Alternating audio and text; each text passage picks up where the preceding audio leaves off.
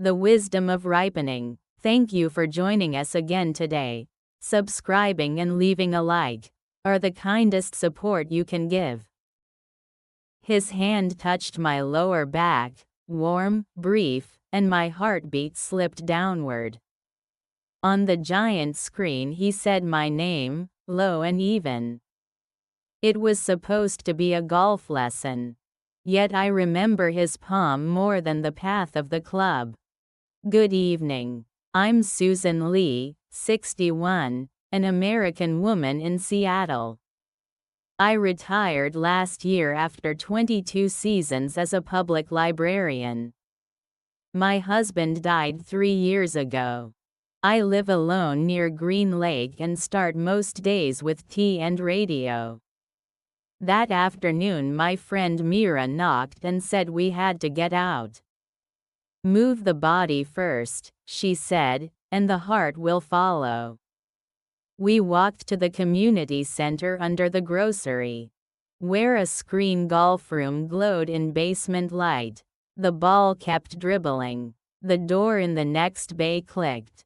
A man stepped over, silver hair to the right, tidy cardigan, a quiet watch. I'm Nolan Carter, he said, 69, retired from a bank. Half the game is stance. Hinge your hips, let your shoulders fall. He stood behind me with respectful space and drew the swing's path with 2 fingers. As if lending me a constellation, I tried again. The ball lifted, a thin white thread. Surprise rose so fast I laughed. He touched my palm with his fingertips. Nice contact. While I racked clubs, Nolan unpeeled his glove. If you've time, one more thing, he said. I meant to refuse and heard, one last swing.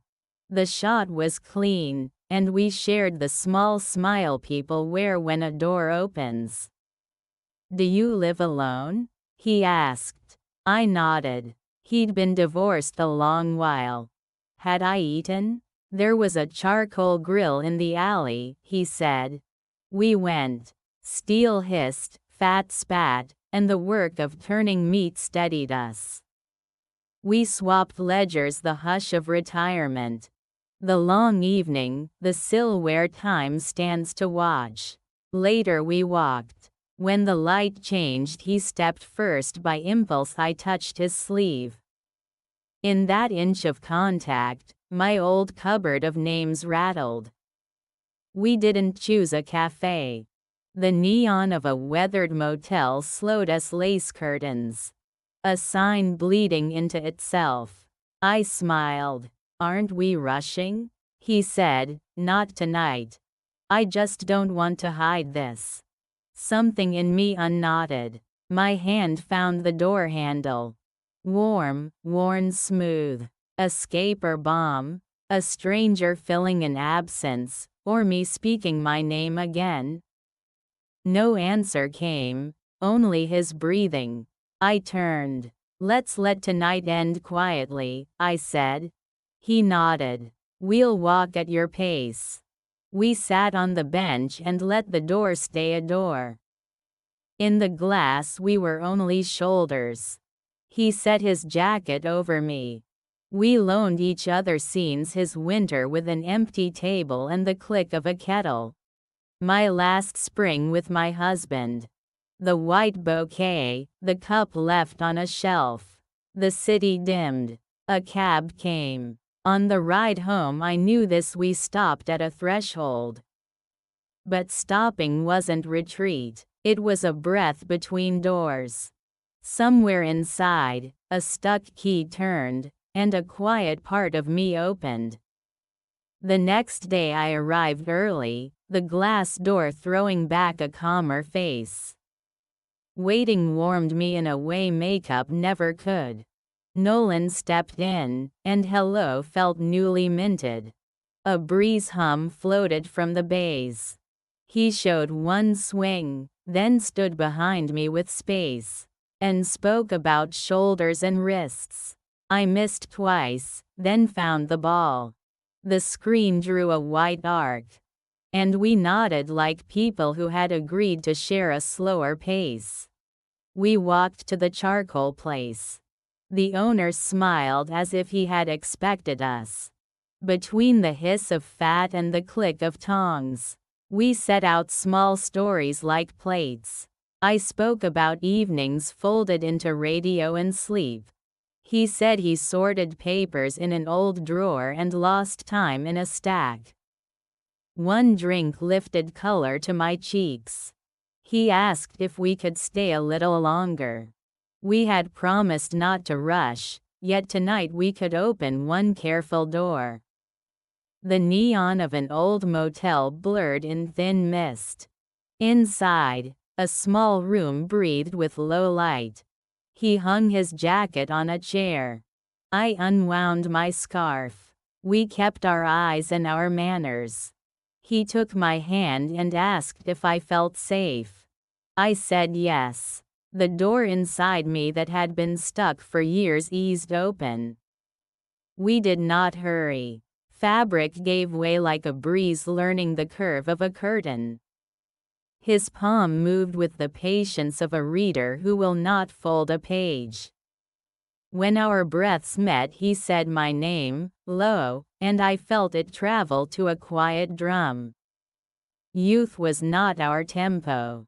The beat that guided us was slower and exact. We let it lead. We let it rest. Afterward we lay with forearms braided. My ear on his chest heard work returning to a room on a modest salary, steady. He asked if I was cold. I said I was fine. The neon drew a blue wave across the curtain. I thought I would remember that wave for a long time. Near dawn my phone rattled. A number I did not know. A man cried, then found words. My friend Becky had collapsed. Her heart had stopped. I dressed with clumsy hands. Nolan sat up and asked what had happened. I said I had to go to the hospital. He said he would come. I shook my head. I wrote my number and a line on the pad in the drawer. Please ask me again to tell this night. Thank you. Tomorrow has a soft light. I left the note by the pillow and closed the door gently. In the cab my hands trembled. The emergency room was a cold sheet of light. Becky's husband met me with red eyes. I held his forearm. The doctor said it was too fast, too little time. Hours between rooms stretched. Paper cups shook, rubber snapped. In flashes I saw the bench and felt a jacket touch my shoulders. The small miracle steadied me while the large loss rearranged the day. At home I hung my coat and lifted my scarf to my face. His trace was faint and reached me anyway. My phone was silent. The pillow note drifted behind my eyes. I wrote a line in my head. Let tomorrow wobble, but do not let it break. For 3 days the flowers in the viewing room kept the same voice. New stems arrived each morning, the same white breath. I folded the sleeves of the black jacket because my hands would not warm. People told stories about Becky, the new bride. She comforted, the lids she lifted to be sure steam met the food. We laughed, then cried, then laughed again. Grief walked in one direction, then turned without warning. I took my phone from my bag more times than I will admit. No alert. The note by the pillow flickered in my mind like a clear sheet in wind. Had it fallen? Had he seen and hesitated? Was he trying not to harm me? Questions rose, then sat back down. The polished floor made little mirrors my face kept crossing. After the burial I stood in my entry and did not take off my coat. The wall clock grew loud. On the table 2 oranges had hardened into bright stone. I drank water and felt more thirsty. I leaned on the chair back, empty and fevered at once. Morning gave me air. I opened the window and the curtains swelled and fell. I wiped the floor with a wet rag. I cleaned a drawer I had ignored for months. I ran a finger down the spines on a shelf, one by one. Each small task ironed a crease in the day. At noon a photograph surfaced, tucked behind a manual. 4 of us in our young years. Becky and Mira and me and one more, on a park bench. We were looking in the same direction. The name for that direction was future. I set the picture by the kettle and watched for the small shiver before boil. By afternoon I checked the phone again. Silence. I raised the alert one notch, then turned the phone off and on. I laughed, then stopped. Humor and loneliness often share a small cup. That night the radio carried a letter about late love that refuses applause. The host said to honor pace. I closed my eyes and saw the word glow as if backlit. Days moved. I passed the screen golf door without going in. The glass was bright with noon. A new notice hung there. The letters were too far to read. I bought water at the corner store instead. The cap made a small sound, like a key. Time was winter light, cold and fair. A week rounded into a month, then drifted and became 2. Markets, benches, small cafe tables, the texture of fruit. The sound of children with backpacks, these were my hours. The surface of my heart looked calm, which did not mean peace. It meant the ripples lived under a thin skin. One afternoon I stood at the apples and weighed one in my hand. Then another on the scale and off again. The good ones stay, the lesser ones return. I held red and green and could not decide. A man spoke my name in the tone I knew. I did not lift my head at once. A name can draw a calendar out of a throat. I gathered breath and steadied my hands before I looked up. The light held still. He stood among the apples, gray knit under a light jacket, silver hair. Brushed right, fine lines at his eyes. Nolan said my name again, careful, as if asking permission. I tightened my grip on the cart, then let it go. I said hello and heard a small tremor. We weighed one apple, then another as if joking about gravity. Laughter came and ended, and the question waited. He asked why I had left without a word. My heart knocked twice. I told him a call woke me, that Becky had collapsed. That I ran for the hospital. My voice thinned. He looked shaken and lowered his head a fraction. I said I had left a note by the pillow with my number and a line. His eyes widened. He had never seen a note. It must have slipped while he straightened the room. The reason became a clean pain. My chest lightened first, then a late sadness for time we could not use. We checked out and walked to the cafe. Silence moved between us and softened its edges. I spoke first. I thanked him for that night, for the way he said my name and named our speed.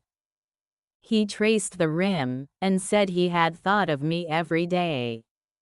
We laughed, then wiped quick tears. He lifted his phone and checked my number. I saved his name and looked twice, then once more. We promised not to lose it again.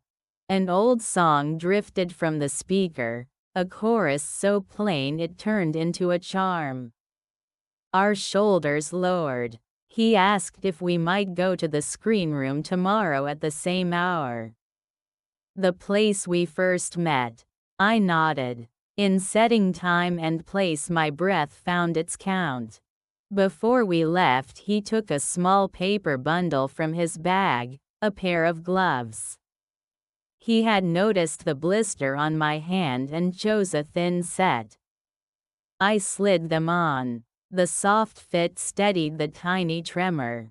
I thanked him. He said it was nothing, only yesterday's feeling moved into today.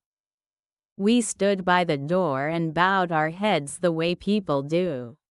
When tomorrow is real, the grocery wind polished the hair at my temples. He stepped back half a shoe, and I lifted the basket. At the corner I turned. He was still there and raised his hand. On the bus my reflection and the trees took turns in the window. I tried our lines again. I promised to say sorry first, to say thank you fully, to ask how he was each time. Home air met me. I set the gloves on the counter and a small light held there. I washed my hands and made tea. While the cup warmed my palms, I heard a door open in a quiet room I had not used in years. Inside were plain supplies and simple promises. I held the cup with both hands. Warmth started at the fingers and worked inward. Before sleep I set an alarm. Same hour and place. Exact time as a kind tie.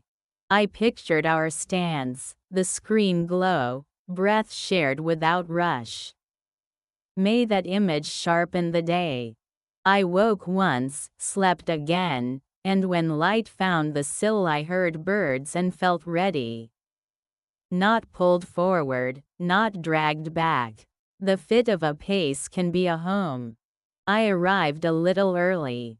Nolan came a few minutes later, and we walked to the same bay. The giant screen showed a morning fairway in light mist. His face held relief. I rolled my shoulders and let my hips hinge. He lifted a hand to keep my backswing low. Each strike sounded rounder because we were not alone. Midway he stood nearer, still behind me. His hand settled over mine on the grip. He said, "Today keep the wrist a little firmer." I drew breath, gathered shape, and sent the ball straight. The white line did not curve. He applauded once. I looked at his hand, then at my glove, steady where it should be. We packed the box and left. At the alley grill the owner put us by the window. We walked through the months. I told him about the viewing room, the small mirror on the floor. He said he had come to the bays. Asked the clerk about me, stared at a screen that would not answer. We reached the same line and rested there. He lifted a glass of water and paused. "May we call what we are a couple," he said, "if that word fits you." I nodded. Relief crossed his face, then care. "If ever the pace feels wrong," he said, "we will adjust." I said thank you and told him the tempo fit me. After that our days did not change. Morning messages checked in. Once or twice a week we let the club learn our pulse. Some nights the ball wandered, some nights it flew shore. Results swung, the time stayed even. With early spring we walked a river path. We found a small tea room. We stopped by a tree that flowered too soon. He did not know names, but knew where a perfume pointed. I said each name and he tried them, shy on vowels in a way I kept. One evening we passed the motel sign. The light had faded. We did not need the door. We had learned to open and close doors without losing our place. Do not rush, do not stall. He said the person I was that night had brought him this far. I told him his patience had lit a small lamp in me that did not go out. A cab took us home. He held my hand in the stop and go. At lights the window filled with soft stars. I counted 1, 2, 3, and my heart matched the count. He said, "Tomorrow you take the first tee shot." I laughed and said yes. We knew what tomorrow means then. At home I faced the mirror. My face held years lived and years to come, stacked yet not heavy. I said I liked that face. Numbers stepped back and a walkable pace stepped forward. Nights settled into ritual. We sent one line about the day. Ate well. A little tired. The clouds were generous. Nothing heroic, yet the lines built a safe wall. We did not hurry to write a future. We wrote the present with care. Sometimes record is stronger than promise. In the space that opened, the hollow moved over and made room for something warm. Gentle steadiness became our weather. We slept easier, and woke ready to share pace. If anything in video resonated with you, please share your thoughts in the comments below. Your simple words can become a ripening wisdom that changes someone else's life. If this video reminds you of a family member, friend, or acquaintance, please share it with them. This single video can offer a little comfort and great courage to those who are struggling alone. You can't buy health, but you can hit the subscribe and like buttons. A wise choice you can make right now. If you'd like to join us on this journey of ripening wisdom, be sure to subscribe, like, and turn on notifications. I am truly grateful to be a part of your journey toward a golden, ripening life. Your actions today can create a different tomorrow. Thank you for joining us today at The Wisdom of Ripening. We'll see you in the next video. Always stay healthy and have a day of grace and dignity.